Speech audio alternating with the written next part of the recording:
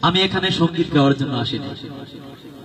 আমি এসেছি আপনাদের গ্রামের কৃতি সন্তান, যাকে আপনারা আশা করি সকলেই চেনেন। তো তিনি সারা বাংলাদেশে এই সঙ্গীত নিয়ে সঙ্গীত শুনিয়ে যাচ্ছেন, যার নাম হচ্ছে সাকিব আল হাসান।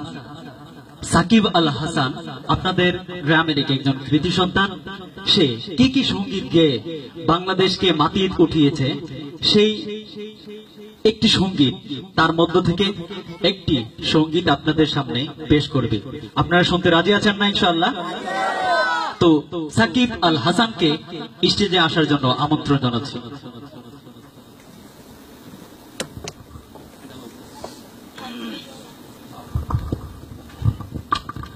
আসসালামু আলাইকুম ওয়া রাহমাতুল্লাহি ওয়া বারাকাতুহু।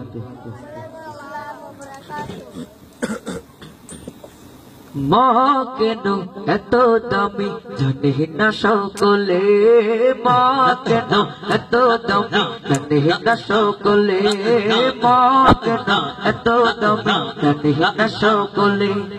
জানতো যদি পরতো দেখে কোরআনে হাদিস খোলে, জানতো যদি পরতো দেখে কোরআনে হাদিস খোলে।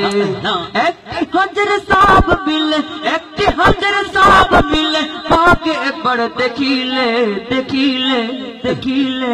মা কেন এত দামি না সকলে, মা কেন এত দামি না সকলে। 10 মাস যদি গর্ভে ধারণ করেছিল মা, সহ্য করেছিল মায়ের শতই যন্ত্রণা। 10 মাস যদি গর্ভে ধারণ করেছিল মা, সহ্য করেছিল মায়ের শতই যন্ত্রণা। কিভাবে সে মাকে ছেলে, কিভাবে সে মাকে ছেলে মন্দ কথা বলে বলে। মা কেন এত দামি জানে না সকলে, মা কেন এত দামি জানে না সকলে। জানতো যদি পরতো দেখি কোরআন হাদিস খোলে, জানতো যদি পরতো দেখি কোরআন হাদিস খোলে। একটি হাজার সওয়াব মিলে, একটি হাজার সওয়াব মিলে, মাকে একবার দেখিলে দেখিলে দেখিলে।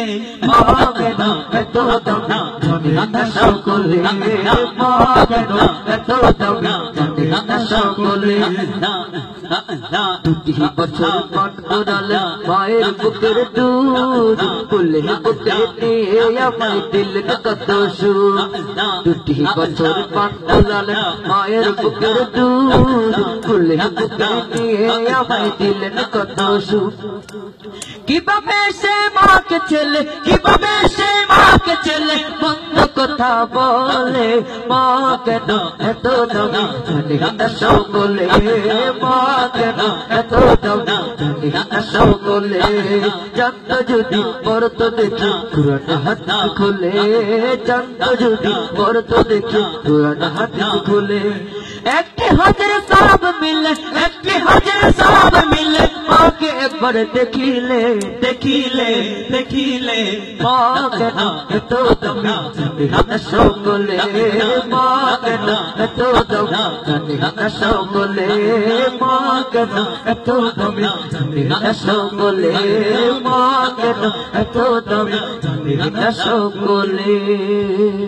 সকলকে ধন্যবাদ। আসসালামু আলাইকুম ওয়া রাহমাতুল্লাহ। সকলেই বলি মাশাআল্লাহ।